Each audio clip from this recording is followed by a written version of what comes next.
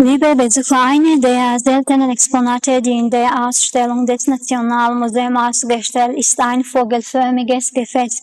Das Gefäß ist in Form eines dreibeinigen Fabelwesens mit einem Vogelkörper und dem Kopf mit einem unbekannten Tieres. Es ist 25,5 cm hoch und 15 cm breit.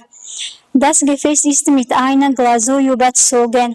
Auf seiner Brust befindet sich ein Siegel, das mit punktierten Dreiecken verziert ist. Die Flügel sind glatt und im Inneren des Siegels sind glänzende Sternchen und dekorative Punkte zu sehen.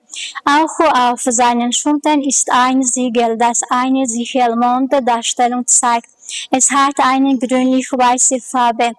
Das Gefäß stammt aus dem 9. und 2. Jahrhundert nach Christus und wurde bei der Ausgrabungen der Fundstätte Bunjicat auf der Kakahadrite entdeckt. Liebe Zuschauer, für weitere Informationen über diese faszinierenden Funde und andere Funde auf der Bunjicat Fundstätte besuchen Sie das Nationalmuseum.